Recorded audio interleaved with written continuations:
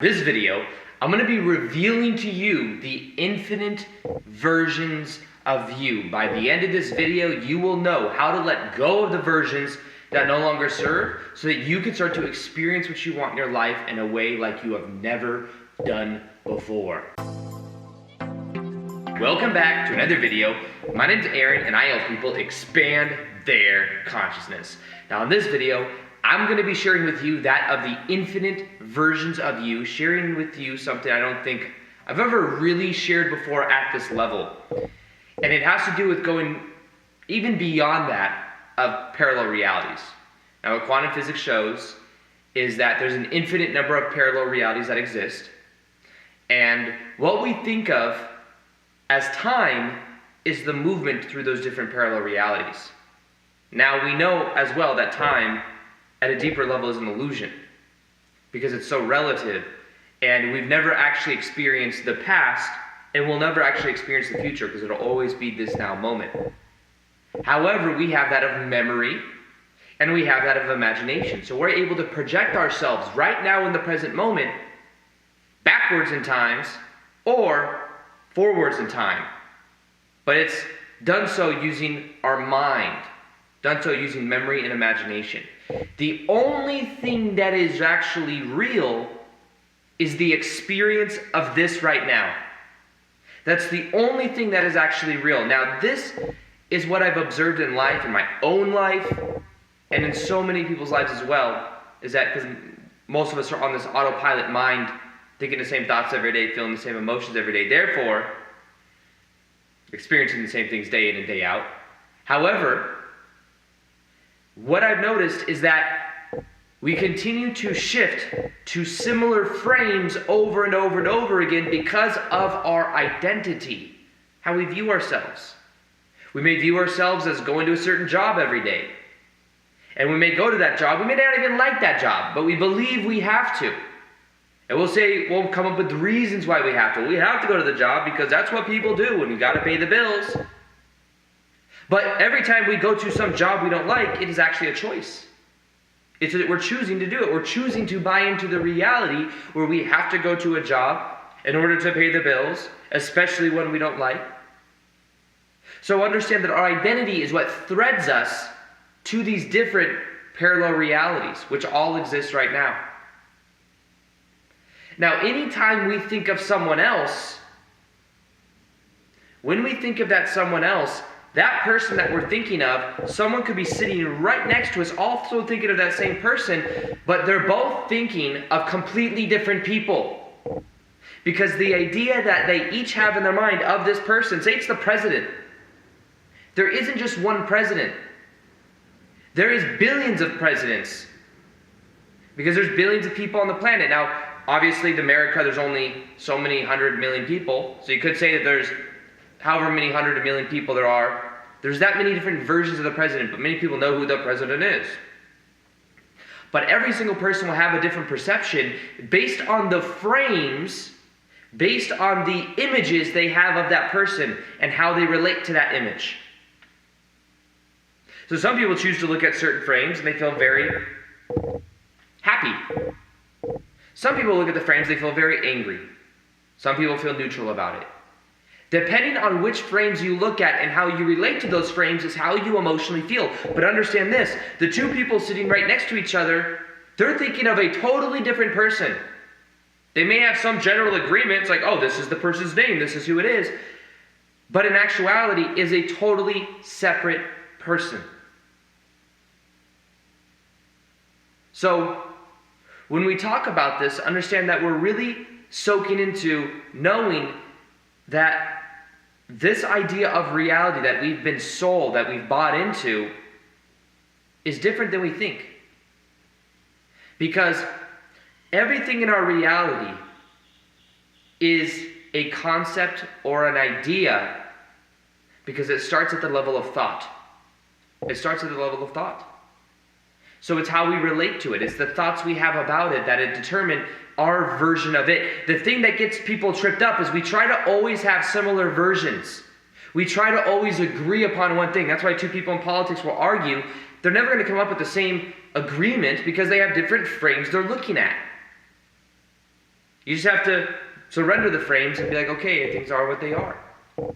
So you might be asking yourself, well, Aaron, what's that whiteboard for? I don't really know. I just thought it'd be cool to bring it up. However, infinite versions of us. I just kind of feel like drawing some right now because I feel like drawing some right now. Look, a stick figure. Can you see the stick figure? I hope so. It's really bright, but I'm sure you see it. Stick figure.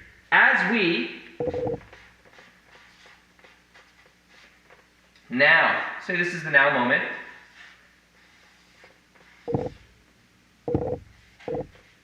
Little less.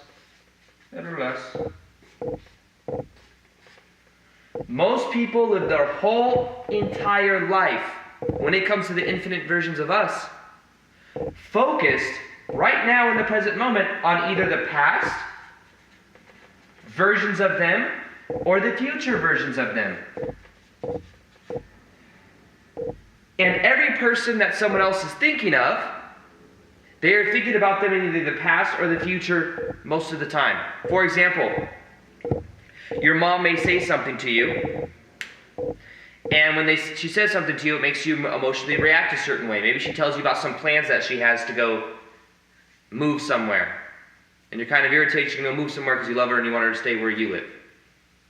Now, when she tells you that, you in the present moment right now will be thinking about the past versions of your mom and maybe some of the agreements that she's made, that she would live in your city for a while, or the past agreements of your mom and things that your mom had done for you in the past that maybe she's not going to be able to do anymore. And then you'll also be thinking of the future versions of what that means and the future frames of your mom living somewhere else and you not being able to get and have her come over all the time.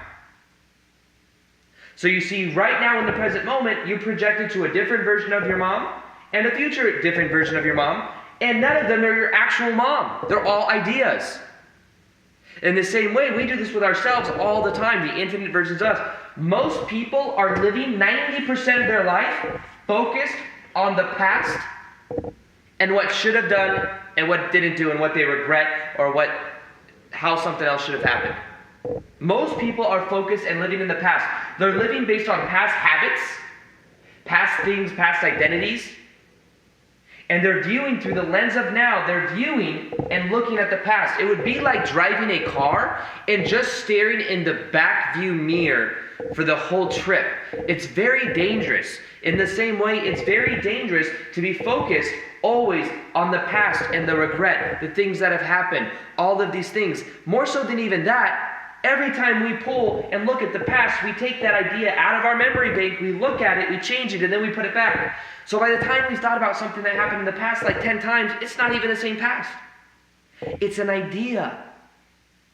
Everything in our reality is an idea or a concept until we experience it. And even if you say, well, in the memory you did experience that, but you're not experiencing it right now. You see, there's an infinite number of versions of you. And in the present moment right now, you're either projecting yourself to the past, the future, or you're here with me right now watching this video. But your mind may be drifting a little bit and saying, well, what does this mean? What does this mean for me? Because the mind always wants to be right. The mind wants to survive. The mind wants to think, how does this relate to me? The mind or the ego. The only thing that's actually real, though, is being here now. It's being present to the moment. Not the most sexy thing. It's like, just be present. Like, what does that mean? But understand that most people are projecting themselves to the past or the future. They're not even in the present moment. And many people right now will say, I want this in the future. I want this in the future. And every time you say I want, or I want it to be like it was in the past, anytime you say I want, you are no longer a vibrational match for what you want to experience. Now understand, in the future is a set of probabilities. It's probabilities. Probabilities, percentage. The future, there's a set of probabilities. Now, what determines which version of you shift into will depend upon the choices you make, the emotions you feel, the beliefs you have. and the intention. I'd say one of the most powerful things is your intent. What are you intending for? Intention is like the direction. Think of it like the direction. And intent is different than desire. When you say I really want something, you say you're vibrationally not compatible with it. When you intend for it, it's almost a declaration of it in the present moment. I intend to go to the gym today and have a great workout. I then, by thinking about it and feeling in the present moment right now, I intend that when I shift into that gym time-space reality, I then increase the probability. So there's nothing wrong with planning. It's just understand that you're planning something in the future. You could do some shadow work and look at your past, but just be aware that be present when that's what you're doing in the moment. But once you're done with it, you're done with it.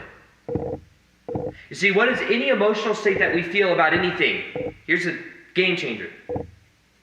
If you feel angry at something someone did, the frames you are choosing, I don't need that pen anyways. The frames you are choosing from the past of that person or of the future of that person, the frames you are looking at are frames that are making you feel depressed or mad about that person. It's the frames you're choosing to look at. There's an infinite number of frames in either direction. There's an infinite number of probable futures with this person. If, for example, your mom saying she's going to move somewhere, there's an infinite number of frames of where she stays there. She moves and you're able to see her quite often. There's all these different frames, but the ones that we pick are the ones that, she's going to be far away, I'm not going to be able to see her so much, does she not care about me? All of these interpretations that we have. Or in the past, at times that she said she was going to stay, live around you for a while, or things that she's done in the past, commitments she's made, whatever it is. If you feel depressed, then you might be picking parts of your past that make you feel regret, parts of your past that make you feel disempowered. You are looking at those frames at the exclusion of other frames. And you are also imagining a future where it's depressing, where it's like, there's no purpose in life, or I'm just doing this in my life, and it's not what I really love to be doing. You're looking at frames in the present moment of either things you don't want to experience in the future or things that you regret in the past. The frames you're choosing to look at, the infinite versions of you that you are sliding into the slot, are ones that you don't prefer. Now the question becomes, why you do that? Why you gotta do that, huh? Why you gotta do that? You don't have to right now in the present moment focus on those frames or the future frames. Just be present to the moment. I know it doesn't sound the most sexy thing. You're like, all this stuff you just tell me to be present to the moment? Yeah. Be present to the moment. And understand that there's an infinite number of versions of you. Now, normally what we would say in this is, we'll just gain a new identity. So here we are right now. Maybe it's a certain version of Aaron that I'm imagining. Talk about myself in third person. Make me sound cool. I imagine a certain future. I'm going to be this version now. And be in vibrational resonance with this version of Aaron that is traveling the world, doing a certain type of speaking event. I'm going to imagine that now. So I get up every day and I'm like, yeah, that's who I am. Understand the ego is just a mask anyways. We have a certain way we portray ourselves so that other people like us because we're afraid of what other people would really think if they know who we really were. It's called a persona or a mask. Carl Jung type understanding, union. And the key, though, is what I'm telling you to do is there's an infinite number of versions of you that exist. I ain't even telling you to try to become some future version that you're not already. I ain't telling you to live in the past and try to be this past version of you. What I am showing you how to do is to let go of it all. Let go of the game itself. I've said this many times, but the more you realize your life is a dream, the more dreamlike your life becomes. The more you realize your life is a dream, the more flexible you allow your life to be. So when we talk about this version of you and all these different versions of you, they all exist.